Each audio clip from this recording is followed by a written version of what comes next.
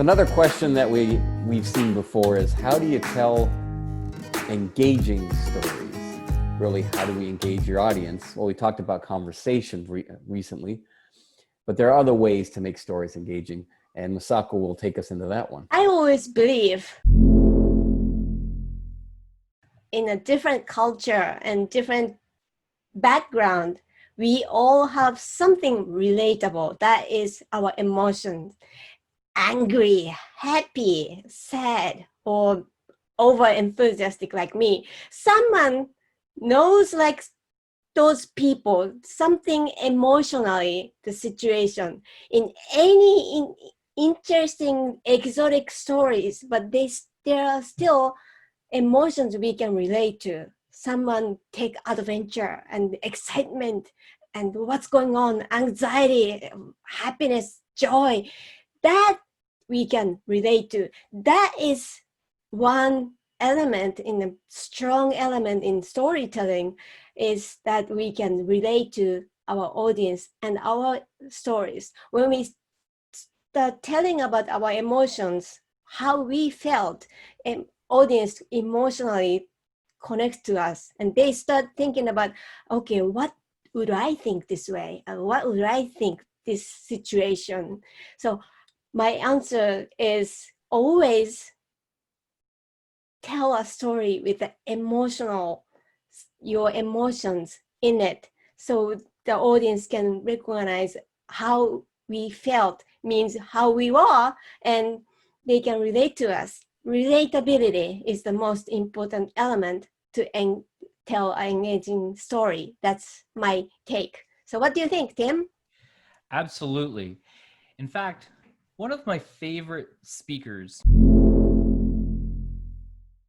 is Scott Stratton. And Scott has some great videos out there on his YouTube channel right now. And one of the favorites that I have of his is his millennial story. And it leads into a couple of different elements of storytelling that he delivers on his keynote.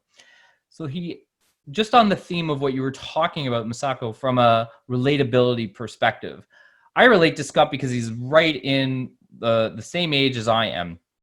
And so some of the examples that he uses in his keynotes are exactly where I am in my life, because we're basically the same age. I think he's 1 year younger than I am.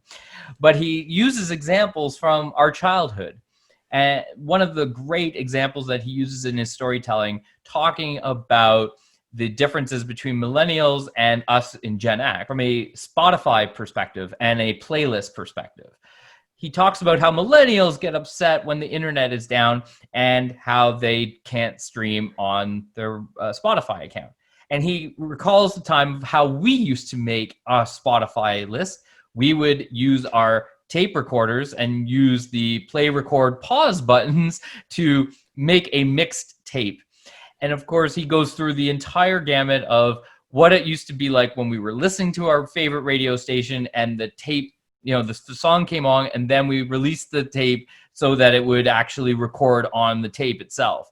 And then after you had recorded your favorite song or another favorite song hundreds of different times, the tape sometimes got stuck in the recorder. And when you pull the tape out, all the tape comes flying out of the unit.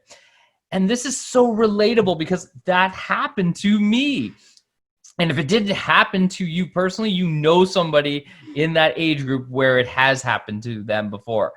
So from a perspective of engagement, Scott knows exactly who he's talking to. He knows that there's going to be people in the audience who are in the millennial age group, in the Gen X age group, and even in the boomers. And that's just one example of how he builds the engagement with the audience, because not just the description, but the motions that he uses as he's showing you the tape pulling out from the tape box, as he uses his hands to press play, record, and pause on the ghetto blaster. He goes through all of those emotions, and whether you are in the generation that actually went through it or not, you're engaged in the story because he draws you in, makes you feel like you were actually there when those moments were happening.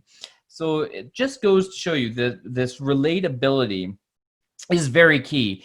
It's not going to be that you can relate to everyone, But if you can find just a small snippet that would perhaps build into or tap into an area where someone can say, I have experienced that, or I haven't, but I know someone who has, or I've heard that this is how this has happened. You build that relatability into their being, and they want to now be even more engaged in the story because they can relate to the situation at hand, and they can feel like they're part of the story because now they're right there with you as you go through the motions. Like I said, not just describing what happened, but actually have it happen to you while you tell the story. Build that relatability, build in that emotional connection, and talk to the audience as if they are a part of it. Also, asking questions. Have you experienced this before? Have you ever? Has this happened to you before? We hear comedians do that a lot, and it helps engage you, draw you in. Another thing I like is using comparison. If you were talking about the size of a country or something, and maybe you're delivering a presentation in Texas, it's just about the size of Texas. And again, people can relate to that because, well, that's where we are. If you say that country has X area, square miles, okay, I can kind of picture it, but bringing it home to someone who can picture it via some kind of a comparison tool or something is a great way to engage people as well. I think we did the video the other day using details, the sensory, using our sensory, how we felt touching something, smelling something, and the bright sunlight and so forth. And that's going to help making your story more engaging too.